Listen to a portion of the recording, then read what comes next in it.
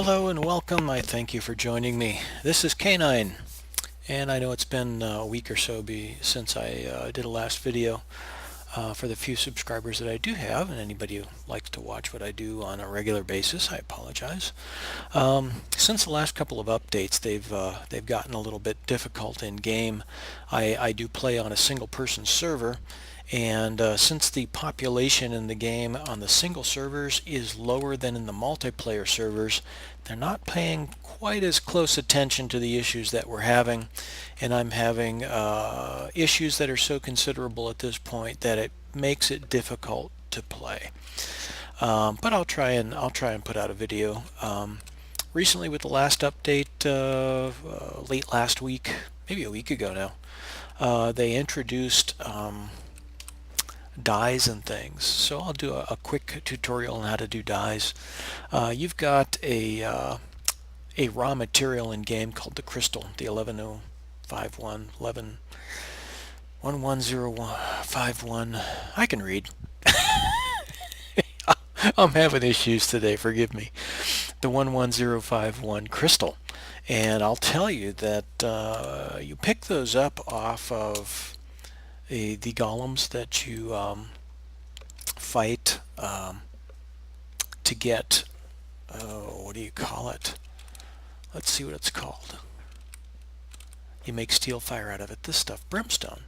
You fight those animals, and they're all over the place. I found wandering through the zone on my level 50 character now, which I found can't level anymore.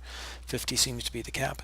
But on the same animals that drop brimstone, you also drop this base material called crystal, and I did find a cave right in this area, right in here, with very low level characters. The only thing is they tend to spawn very, very quickly. At least they do on the single player server, which I understand is one of the issues with the single player server.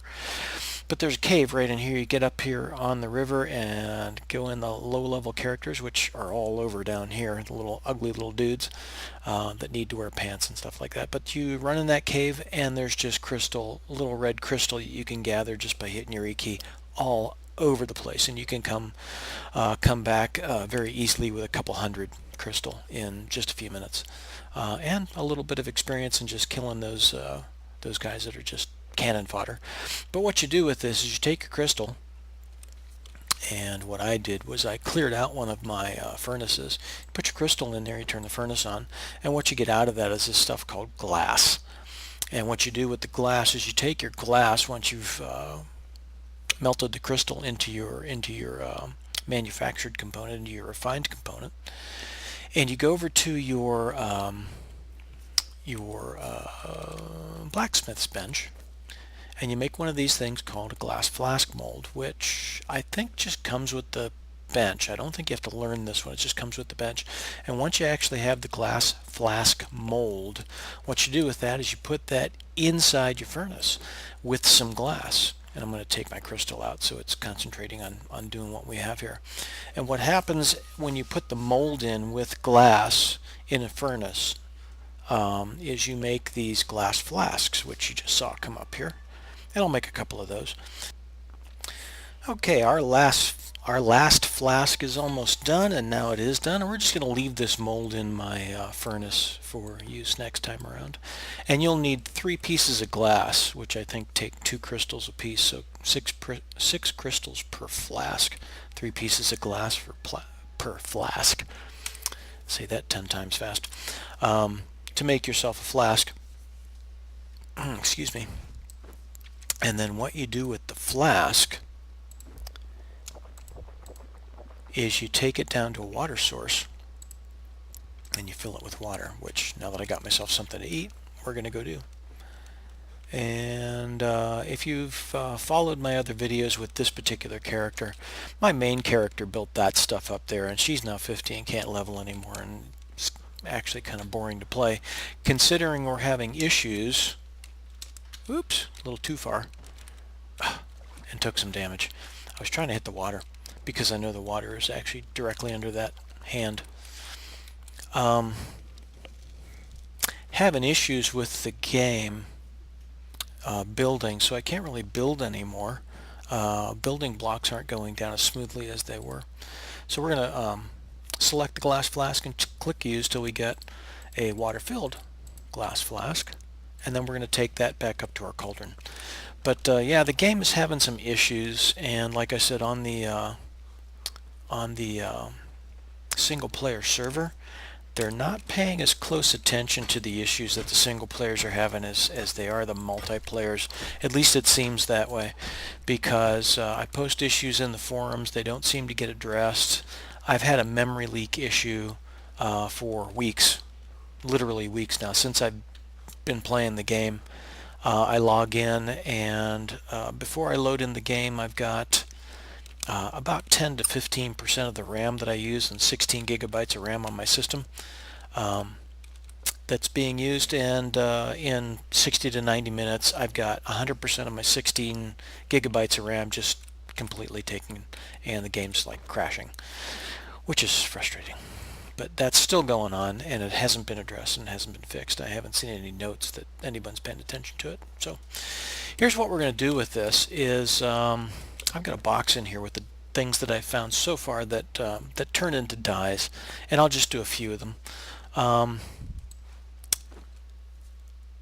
These bugs go off the cactuses with the little red flowers on them. This false mandrake is a flower that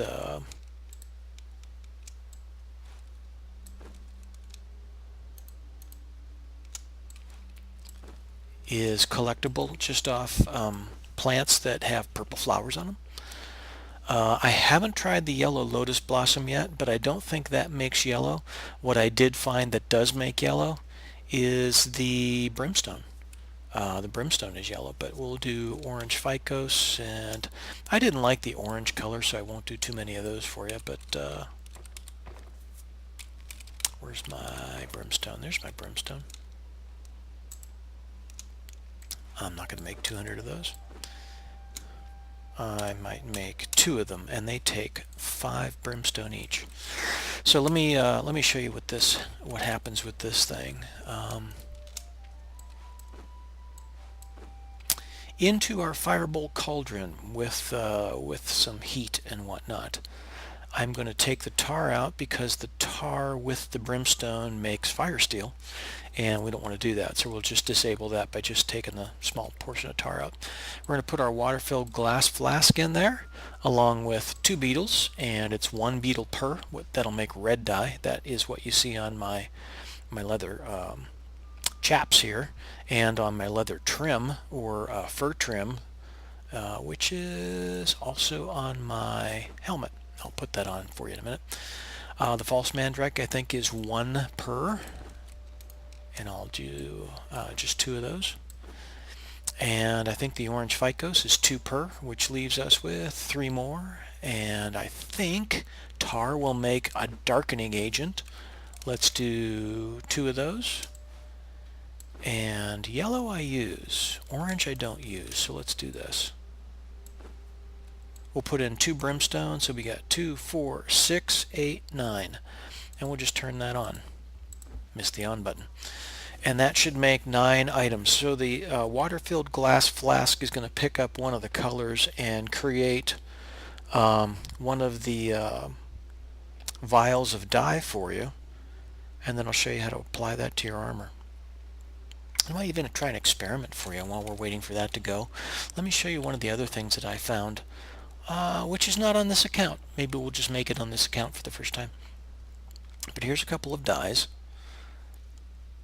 And the yellow was the one I wanted to try. My main armor color that you're looking at on the shoulders, on my gauntlets, on my skirt, on my belt, is a yellow leather, which is a lightened leather with a red trim is what I was kind of going for. But I don't like the yellow color. I did not like the orange color at all, but I would like to darken the yellow color. And when you put this stuff in here with tar, you get something I don't see quite yet. We've got 1 red dye. These take a little while. You do get something. Oh, our tar was consumed and made that. Well, that's disappointing.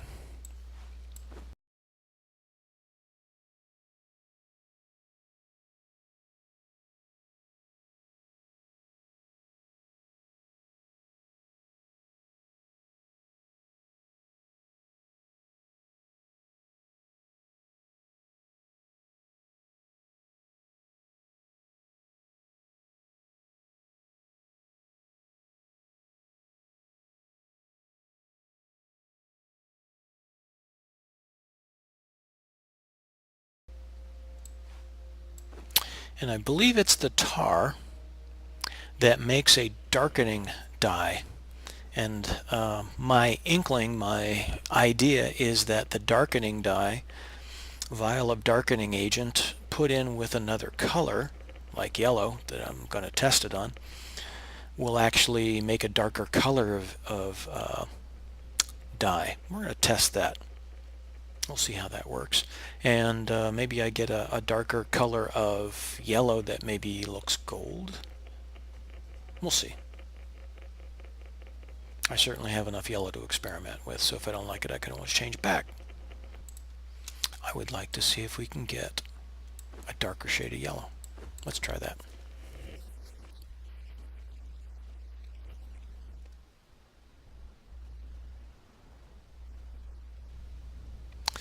Well, how about that? That was a good guess.